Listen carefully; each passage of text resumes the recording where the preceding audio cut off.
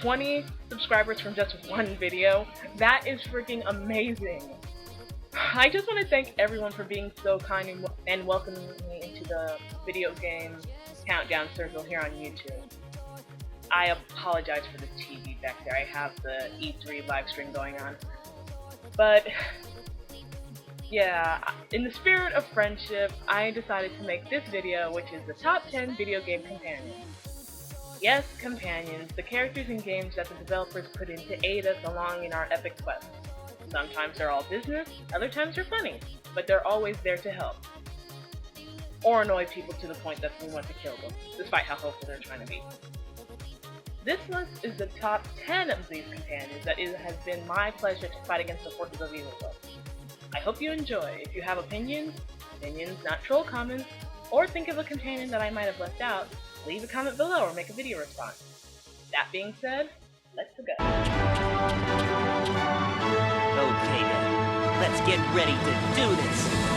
We'll show that creep the real superpower of teamwork! Let's start things off with a character that meant so well but was simply placed in the wrong game. The Owl from Night. When you first start this nightmare of a game, pun seriously, not intended, this is the character that you first meet on your quest, whether you play as Bland Kid number 1 or Bland Kid number 2. He basically explains to you what the hell is going on half of the time when the other characters are too busy having god-awful dialogue time to think for themselves. And though he, unfortunately, has one of the most awkward pieces of dialogue in any game I've ever played, go over and touch Knights. You'll see what I mean. He's still way more helpful than anyone else in this time fuck of a game. However, he's low on this list because he suffers the same tragedy that Anthony Higgs from Metroid Other M does. Being the only likable character in a horrible game. To do this, we'll show that creep the real superpower of teamwork! Admit it, man would be lost without man's best friend. They're cute, adorable, can kick some major ass and help you get to places you originally couldn't. Wait, what? As you can probably tell, the number 9 spot goes to Rush from Mega Man. Making his debut in Mega Man 3, Rush was created by Dr. Wily and Dr. Light to be a support unit for the Blue Bomber. And damn is he supportive with many different forms to help Mega Man on his adventures. Rush Marine transforms Rush into a small, one-seated submarine, and Rush Jet can transform his legs into jet engines that let him take flight. He also has the Rush Coil, which is a spring that pops out of his back and helps Mega Man reach higher platforms that he normally can't get to. Other games have him transform into a motorcycle, a drill car, and in the 4th and 5th Game Boy games as a spaceship.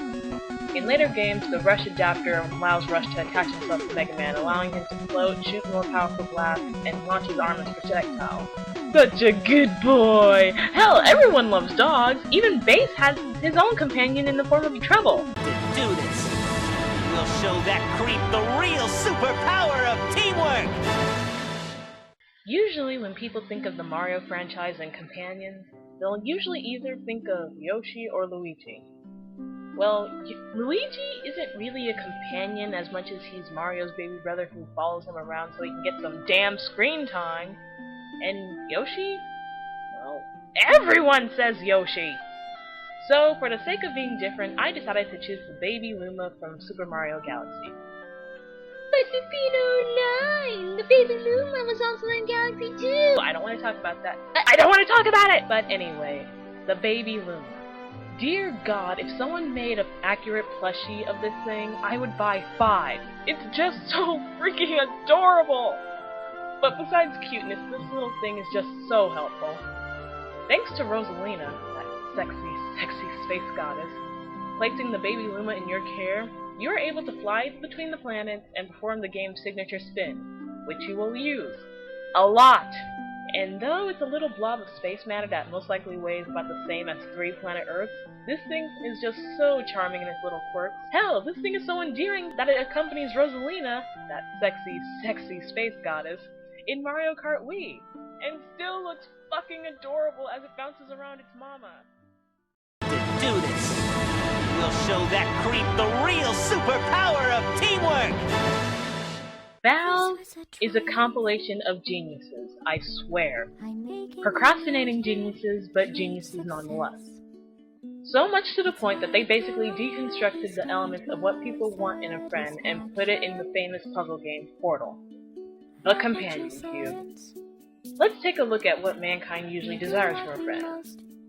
Someone who makes you feel better about yourself. Someone who helps you get to a means you originally couldn't on your own. A calm, relaxing presence in your otherwise hectic life. Someone who will never betray you. An individual who will not ever say anything bad about you. All of those elements and the fact that the Companion Cube can't talk make it the epitome of the perfect companion.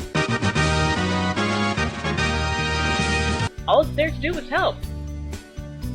Granted, having one-sided conversations with a cube of software could get kind of boring after a while. Alright, Cubie! What are we gonna do today? Stop ignoring me! To do this, we'll show that creep the real superpower of teamwork! Warning. I truly tried my hardest to keep my Fujoshi side down on this part, but, well... Yes, he pissed himself in fear not once but twice. Let's just get that out of the way. Otakon is a genius. A wonderfully awkward, loyal to the end genius. He's so moe! Must find Snake and Otakon fanfiction! Yes. Anyway, Hal Otakon Emmerich is definitely the go-to guy when it comes to technology, proving himself to be quite useful to Snake in the Metal Gear Solid franchise. Hell, he's the one who designed the Metal Gears! And in addition to his intelligence, he's a freaking otaku! What's with these guys? It's like one of my Japanese animes. He said it, Zoe! He said it! And quite frankly, I think the article at UGO.com said it best. Never mind Otakon's strange backstory involving stepmom sex and a suicidal father. Instead, focus on how a super nerd and a super soldier became lifelong friends thanks to the social construct-destroying nature of combat. True love is always waiting in the last place you look. All in all, I love Otakon. He's so awkward and dorky and adorable. He's adorkable! Especially when he's with Snake. Just look at that awesome hand-on-hand action! That's what she said! Shut up! To do this, we'll show that creep the real superpower of teamwork!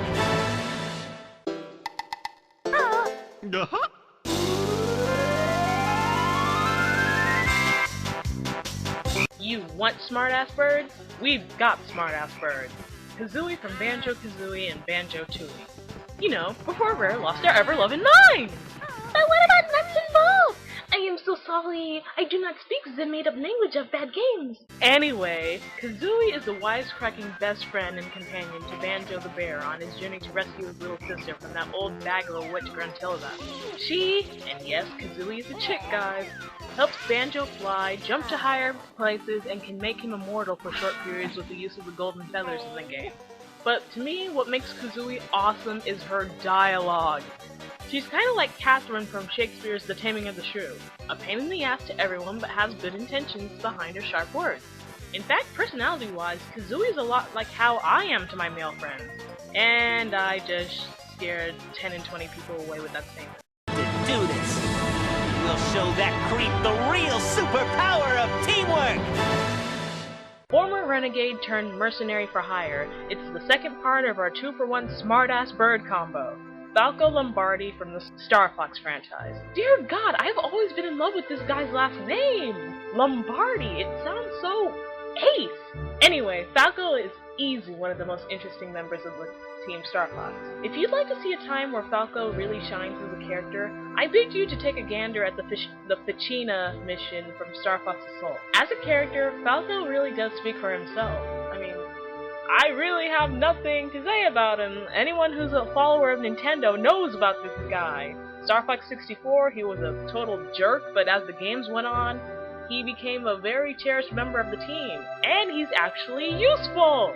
All I have to say is that Falco needs a bigger role in the Star Fox game that's planned for the Wii U. do this. We'll show that creep the real superpower of teamwork! Alex Vance, world's best video game AI ever. That is all. To do this, we'll show that creep the real superpower of teamwork!